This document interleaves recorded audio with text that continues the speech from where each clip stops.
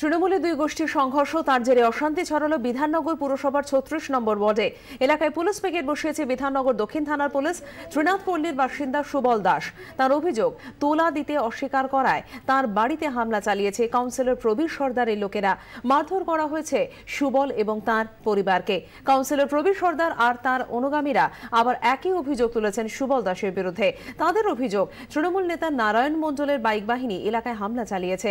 ভাঙচুর চালানো হয়েছে প্রবীর সর্দার অনুগামী তারক দাসের বাড়িতে। প্রবীরের আর এক অনুগামী মলয় রায়ের খোঁজে এক বিয়ে বাড়িতেও হামলা হয়েছে। সে হামলায় মদত জুগিয়েছে নারায়ণ মণ্ডল ঘনিষ্ঠ সুবল দাস। প্রবীর সর্দার আসার পরে তোলাবাজি করার পর থেকে আমরা তৃণমূলে যাচ্ছি না, কোনো মিটিং মিছিলে যাচ্ছি না। হ্যাঁ, একবার শহীদদারকে অফিসে গেছিলাম, শহীদদার সাথে কথা বলতে পারিনি। আমরা নারায়ণ মণ্ডলকে বলেছিলাম, নারায়ণদা কালকে বিকেলে এসেছিলো, নারায়ণদা এসেছিলো আমাদের বোঝানোর জন্য। আসার পরের থেকেই রাত্রেবেলা আমাদের এই ভাঙচুর করে দিয়ে গেল। এখন আমার গাড়ি ফাড়ি সব তো ভেঙে গেছে। আমি তোলার টাকা দিইনি বলি দেখেন বেআইনি জায়গায় সব দোতলা তিনতলা বাড়ি করা হয়েছে, সব তারক দাস টাকা নিয়ে ঘর বানাচ্ছে। তারক দাসটা পাশেই থাকে, প্রবীর সর্দারের সাথে ঘুরে 1.5 বছর হলো তৃণমূলে এসেছে। গতকাল সকালে নারায়ণ মণ্ডল কিছু দুষ্কৃতীদের সঙ্গে নিয়ে প্রথমে ত্রিনাথপল্লী এখানে আসে, তারপর আমার বাড়ির কাছাকাছি একটা জায়গায় ছেলেদের নিয়ে আমাকে দেখাচ্ছে যে আমি এত ছেলে নিয়ে এসেছি, আমাকে ভয় খাওয়ানো যেটা বলে আর কি। ঠিক আছে, সেটা দিনের বেলা হলো, তারা ঘুরে টুরে চলে গেল। আবার সন্ধ্যেবেলা সামনে এক বিয়ে বাড়ি ছিল, সেই বিয়ে বাড়িতে কিছু দুষ্কৃতীদের পাঠিয়ে যারা অলরেডি তোলাবাজির সঙ্গে যুক্ত, জমি দখলের সঙ্গে যুক্ত, বা আরো ওই কিছু কিছু জায়গায় লোকের জায়গা দখল করে, অন্যের জায়গা দখল করে ঘর করে বিক্রি করে দেওয়া, এই সবের সঙ্গে যুক্ত যারা, তাদেরকে সঙ্গে নিয়ে বিয়ে বাড়িতে আক্রমণ করে, সেখানে সাধারণ মানুষের উপর অত্যাচার করে। এছাড়া বিয়ে বাড়ির কিছু মহিলার হার, সোনার আংটি এইসবগুলো ছিনিয়ে নিয়ে যায় এবং আমাদের ছেলেদের বাঁশ দিয়ে মাথায় মারে।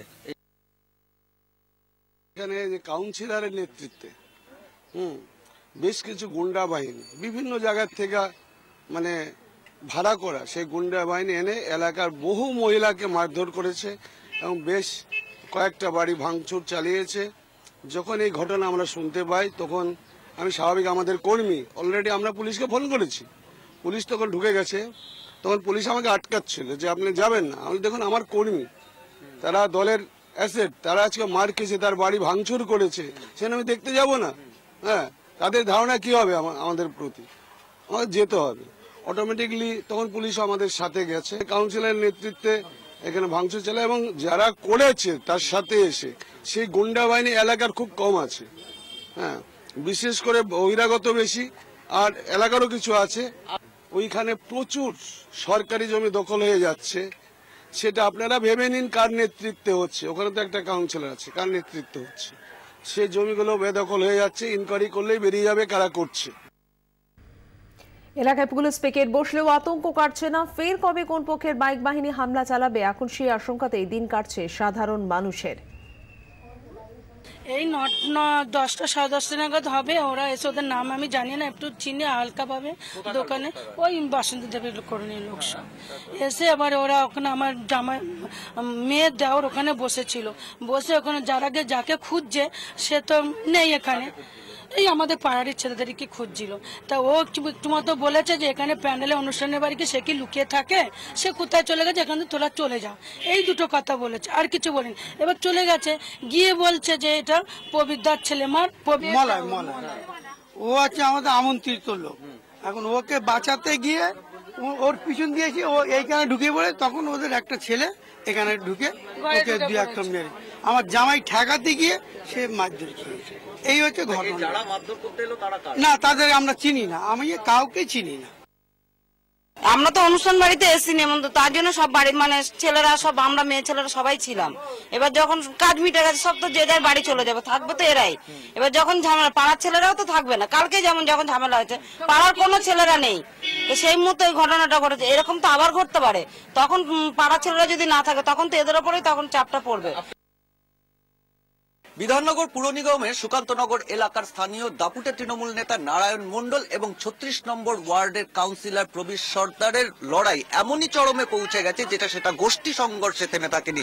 অভিযোগ যে কাউন্সিলরের লোকজন নারায়ণ মণ্ডলের বাড়ি রীতিমতো ভাঙচুর করে, আর সব মিলিয়ে 35 এবং 36 নম্বর ওয়ার্ডের সাধারণ মানুষ কিন্তু আতঙ্কিত। তারা কিন্তু ভরসা রাখতে পারছে না প্রশাসনের ওপরও। ক্যামেরায় অমিতের সঙ্গে সিজার ও নান্টু রিপোর্ট 24 ঘন্টা। বাড়ির উঠোনে রাজনৈতিক দলের মিটিং, তারই প্রতিবাদ করেছিলেন। শাস্তি হিসেবে জুটল বিধরক মার। ছেলেকে বাঁচাতে গিয়ে মার খেলেন প্রতিবাদীর মাও। কালনার নেপাকুলি ঝাপানতলা গ্রামের ঘটনা এটি। স্থানীয় তৃণমূল নেতা ব্রজগোপাল ঘোষ এবং তার অনুগামীরাই কাজ করেন বলে অভিযোগ। আশঙ্কাজনক অবস্থায় মহিলাকে ভর্তি করা হয়েছে কালনা মহকুমা হাসপাতালে। তৃণমূলের ব্লক নেতা প্রণব রায় অভিযোগ অস্বীকার করেছেন। আমাকে বিনা অনুমতিতে বাড়িতে মিটিং করছি, আমি বলেছি যে আমার বাড়িতে করো না, বাসের জায়গায় করো। সেই জন্য আমাকে আমার মাকে বিভৎসভাবে মেরে। আমার মা তখন প্যারালিসিস মতন, স্ট্রোক মতন হয়ে। তার নাম ব্রজগোপাল ঘোষ। ওর মদতে আরো 8 ছিল, আরো 15 জন ওর দলে আছে। প্রেমের প্রস্তাবে সাড়া না দেওয়ায় 8ম শ্রেণীর ছাত্রের মুখে অ্যাসিড ছুড়ে মারল যুবক। বর্ধমানে কালনার ঘটনা। গুরুতর আহত ছাত্রী ভর্তি কালনা মহকুমা হাসপাতালে। ছাত্রীর মাও অ্যাসিডে আহত হয়েছেন। 3-4 দিন আগে চিঠি দিয়েছিল, চিঠির উত্তর চাইছিল, আমি কিছু দিইনি। তারপরে কালকে অ্যাসিড। চিঠিতে কি লেখা ছিল? লেখা ছিল আমি তোমাদের খুব ভালোবাসি, তোমার সাথে দেখা। আমি কিছু বলিও না, কিছু লেখিও নি চিঠি। ওই তো অ্যাসিডটা মেরেছিল, মেয়েটা চাইছিল। এবার আমরা বলছি যে মেয়ের তো 12 বছর বয়স, মেয়ের তো বয়স হয় না, এখন আমি 4 বছর মেয়েকে পড়াবো, 18 বছর বয়সে মেয়েটার বিয়ে দেবো। দিয়ে আমি দিলে পরে বাইরে দিব, সেরকম ছেলে দেখে দিব। এবার গ্রামে কেউ দিতে চায়, সেন্টারিংয়ের কাজ করে ছেলে। ফেস এবং চোখে বেশ গুরুতরই বার্ন আছে এবং চোখে ঠিক তাকাতে পারছে না, চোখে ঠিক রীতিমতো ল্যাক্রাইমেশন হচ্ছে, চোখে জল পড়ে যাচ্ছে অনবরত এবং একটা পেইন হচ্ছে রিসেন্টলি, এবং ওর রেসপিরেটরি ডিস্ট্রেস একটু আছে রিসেন্টলি এবং একটু ক্রিটিক্যালি পেশেন্ট এখন। এবং জেনারেল কন্ডিশন ঠিক নেই, খুবই পোর।